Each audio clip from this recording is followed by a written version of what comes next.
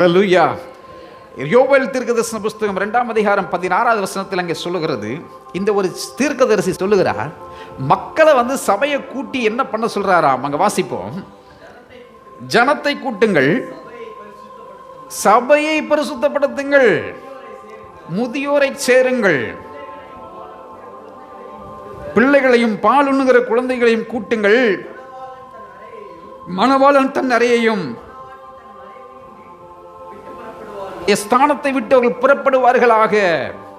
சபையை கூட்டி பரிசுத்தப்படுத்துங்க. ஞாயிற்றுக்கிழமையான வர்றதனுடைய நோக்கம் வசனங்களை கேட்டு சத்தியங்களை கேட்டு பரிசுத்தம் அடைகிறவர்களாய் இந்த புதிய வருஷத்தில் இருங்க. சத்தியம், வேதம் சொல்லுகிறது, சத்தியத்தை அறிவீர்கள், சத்தியம்தான் நம்மை விடுதலையாக்க முடியும். வேற எந்த மெடிசின்ஸோ பாடி ஸ்ப்ரேவோ நம்மளுடைய சோப்பு சென்டோ நம்மளை பரிசுத்தப்படுத்த முடியாது. அது மனுஷனுக்கு நறுமணம் தேவை. ஆனால் ஆவிக்குரிய நறுமணம் என்பது சத்தியத்தில் மட்டுமே உண்டு.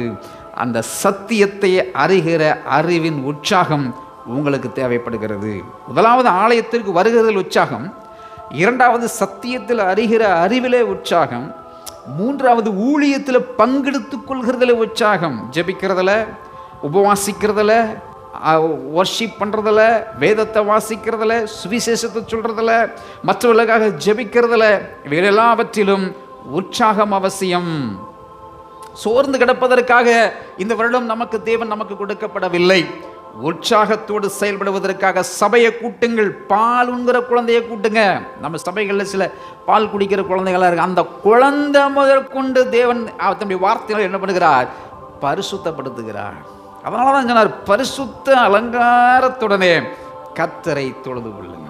அலங்காரம் தேவை. நிறைய பேர் நம்மளுடைய அலங்காரம் என்பது வெளிப்புற அலங்காரத்தை அல்ல, அவர் உள்புற அலங்காரத்தை ஆலயத்திற்குள்ளே எதிர்பார்க்கிறார்.